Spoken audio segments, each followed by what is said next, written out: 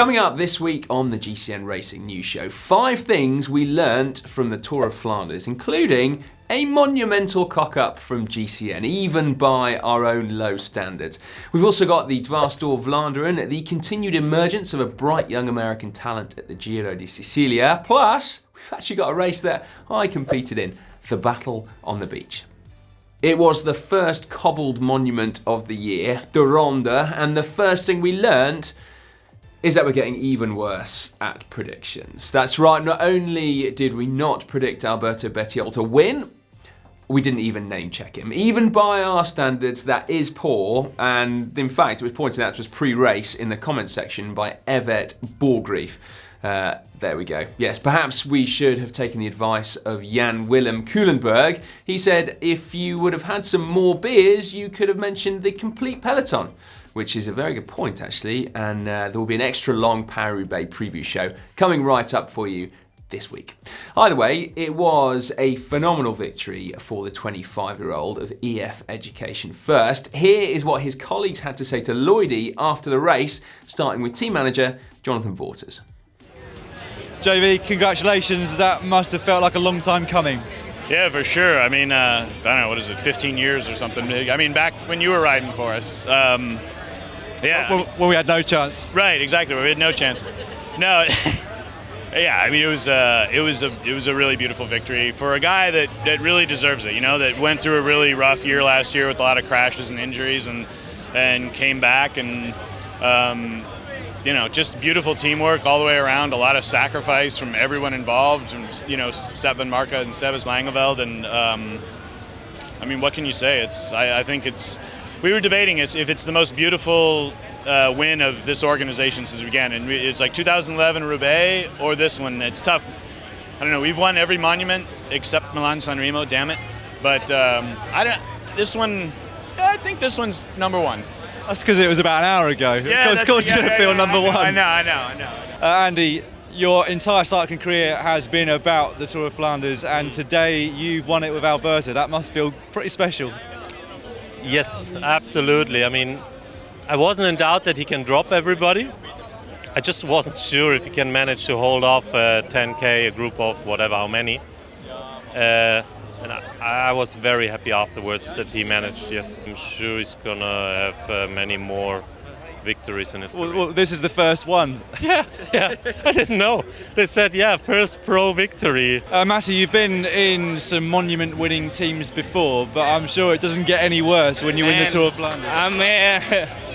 I'm almost getting emotional here. It's incredible, for sure. Yeah. I didn't expect it. I hoped for it, but for him to pull this out, you know, it's amazing. And a word about Sepp, because obviously he comes into this race every year as one of the favourites. This year he's had his problems, but he rode his heart out for somebody else today. Yeah, it just shows how much class he has. I mean, a couple of days ago he couldn't even ride his bike still.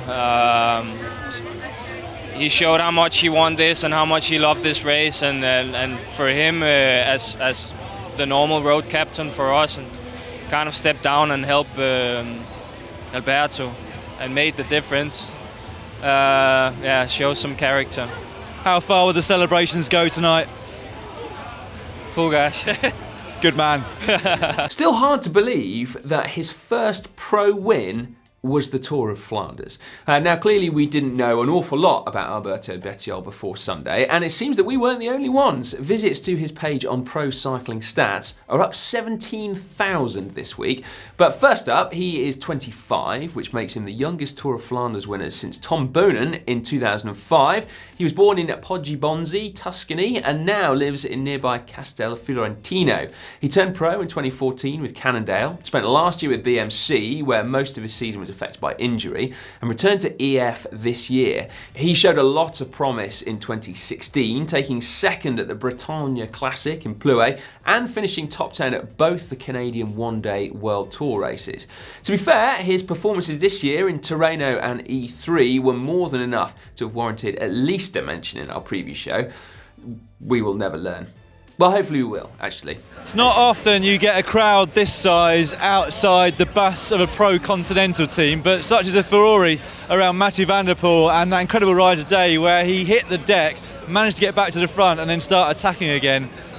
Not surprised so many people so excited about his prospects on the road. The crowds in Flanders and cycling in general are loving Mathieu Van der Pol, and it's easy to see why. Just like Peter Sagan, he makes riding a bike look effortless. And not just in that he's going blooming fast, but also the fact that he does it with incredible style. White shorts accepted.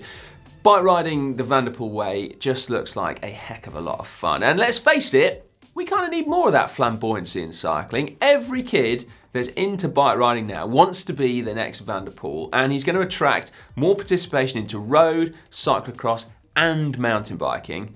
And that's just brilliant. His ride yesterday was nothing short of spectacular, crashing on the run-in to the second time up the Eau de Quermont. He managed to get himself back to the coattails of the peloton, ride past everyone to make the front group at a time when the race was well and truly on, then go faster than everyone up the final climb of the Paterberg, before finally taking second in the group sprint to finish fourth in his first ever participation at the race. It was the story of the day, and whilst there wasn't a fairy tale ending, there almost didn't need to be. At the other end of his career is Alejandro Valverde. The world champion, just 18 days before his 39th birthday, made his debut at the Tour of Flanders yesterday. And not a single person was surprised that he managed to finish 8th. His versatility really is remarkable. He may not have set the world on fire yesterday, but when you consider how important road knowledge is deemed to be in Flanders, that was an extremely impressive ride. And according to Strava, he was also the fastest up the Paterberg yesterday. Now, what was also evident to me yesterday was just how much of an influence he has had on his teammates' performances. Movistar are normally most notable for their absence in the finale of the Cobble Classics, but yesterday, rallying around their leader, they had a total of 4 riders in the top 50, which is something they've never achieved before. The Ronde as a race is bigger than it's ever been before. There are more and more people on the roadside, the VIP tents continue to get larger, they have an increasingly international television audience, but for the first time since World War II, no Belgian rider has won a one-day classic yet this year. Now, if that trend continues, will that affect the Belgian Classics? Well, probably not. In the same way that the Tour de France is bigger than ever, despite not having had a French winner for over 30 years. But that said, the celebration at the finish line was perhaps slightly more muted yesterday. The best Belgian finisher was Oliver Naesen in 7th place. The only other time that Belgium has failed to place a rider in the top 6 was 1997, when Joe Plancard was 8th. Talking of future hopefuls, man of the match for me yesterday had to be Kasper Asgreen of De Koning Quickstep. He was one of 4 riders in the top 8 who were making their debut at the race, and he was the best of the lot in 2nd.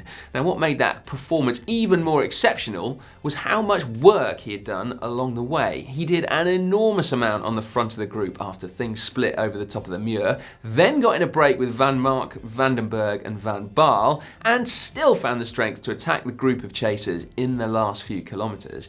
Now, Asgreen only turned pro with Quickstep in April of last year, and he's already proven himself as a potential monument winner. And one more important weapon in that team's seemingly never-ending arsenal of talent. To be fair to our new recruit, Martin McDonald, he did somewhat save our bacon when it came to predictions. Women's race, I'm going to go for Marta Bastianelli.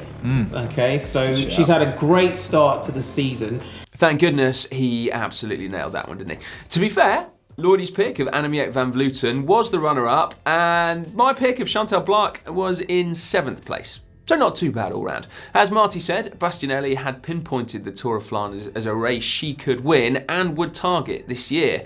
Bastianelli has been the epitome of consistency this year. She's not finished outside the top 8 in any of the 10 pro races that she's done. Like the men's race, the winning move went on the Eau de Quermont, but rather than just one rider, here we had 4: Bastianelli, Van Vleuten, Cecily Uttrup Ludwig and Kasia Nieuwiadoma. The pole did lose contact on the Paterberg, leaving the other 3 to share the podium places. And really from that point, there was never a doubt as to who would win. Bastianelli is one of the world's best sprinters, and she actually took the win relatively comfortably from Van Vleuten. Uttrup Ludwig had to settle for the last podium spot, but it was yet another step up for the 23-year-old who continues to improve and impress. Rewind a little further than Sunday, and 4 days before the Tour of Flanders came Dwars Door Vlaanderen, which marked Van der Pol's second World Tour race and his first win. He was part of a 5-man group that fought for victory, and such was his dominance in the final sprint, he was able to raise his arms in celebration with about 50 metres still to go. In the women's race, Ellen van Dijk made it back-to-back wins for her. The Trek Segafredo rider attacked with a little under 20 k's to go and would never be seen again. That was her first victory of 2019 and came just after we said on the Flanders preview show that she'd yet to take a win this year. Pro riders, you know where we are if you need us. Last week also saw the return of the Giro di Sicilia after 42 years of absence. The 4-day race saw Brandon McNulty take another leap forward in his career. The 21-year-old set up overall victory with a dominant display on the penultimate day to Ragusa under some pretty horrific conditions. Attacking with 10 k's to go, McNulty showed strength, but also some pretty mean bike handling skills to take the win by almost a minute. The following day, he and his team admirably defended the overall race lead, McNulty therefore taking his first 2 professional UCI wins in the space of 2 days. Expect to see plenty more of him in the next few years.